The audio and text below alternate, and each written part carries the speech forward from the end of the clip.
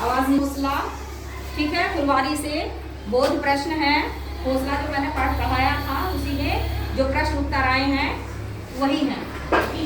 पहला प्रश्न है, माइकल किस गुण के कारण सबकी आंखों का तारा हो गया था? आंखों का तारा होना, सबका प्यारा हो जाना। वाक्य में प्रयोग भी है, मैंने बताया था तुम्हें।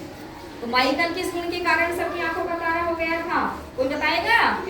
माइकल अपने व्यवहार और प्रतिभा के बल पर सबकी आंखों का तारा हो गया, है ना। जब अच्छा काम करते हैं, जो बच्चे अच्छे होते हैं उसको मैडम भी पसंद करती हैं, सर भी पसंद करते हैं, जो अनुशासन में रहते हैं, कहना मानते हैं, पढ़ते हैं। ऐसे ही ये भी अपने व्यवहार और प्रतिभा के बल पर सबकी आंखों का तारा हो गया था। दूसरा प्रश्न है, माइकल के साथ दुर्घटना क्यों हुई? जल्दबाजी में चौराहे पर गलत ढंग से पार करने के कारण माइकल के साथ दुर्घटना हो गई। ठीक है, जा रहे थे ना प्रतियोगिता में, लेकिन जल्दबाजी में की बहुत खुशी थी उसी में, तो सड़क पार कर दिए और दुर्घटना हो गई। दुर्घटना से माइकल पर क्या प्रभाव पड़ा? इतना बड़ा एक्सीडेंट, दुर्घटना हुई है, पैर चले गए हैं, तो क्या प्रभाव पड़ा? दुर्घटना के बाद माइकल निराश हो गया और अपने आप को अक्षम्य समझने लगा कि मैं तो कुछ कर ही नहीं सकता हूँ, है ना। मेरे दोनों पैर चले गए, मैं जीवन में कुछ भी नहीं कर सकता हूँ, है ना।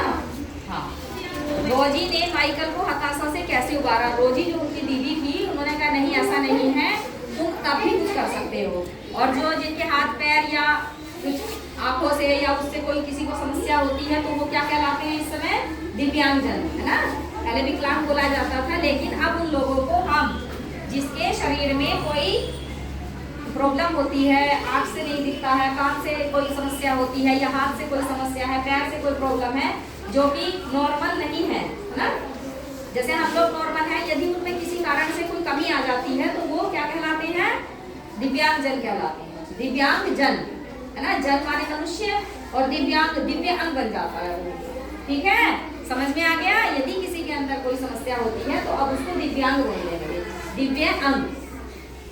आगे देखो, रोजी ने माइकल को हताशा से कैसे उबारा? रोजी ने माइकल को किताब, कैसेट्स, गिटार लाकर दिया और समझाया कि एक दिन तुम बहुत प्रसिद्ध संगीतकार बनोगे, ठीक है, तुम बहुत बड़े संगीतकार बन जाओगे, ये कहा था। तो बस वो उसी में लग गए और संगीतज्ञ थे ही, संगीत उनको आता था, बस उसी में अपना वो आगे अपना पूरा भविष्य बना लिया और एक प्रसिद्ध संगीतकार वो बन गए। तो हौसला कभी भी नहीं खोना चाहिए।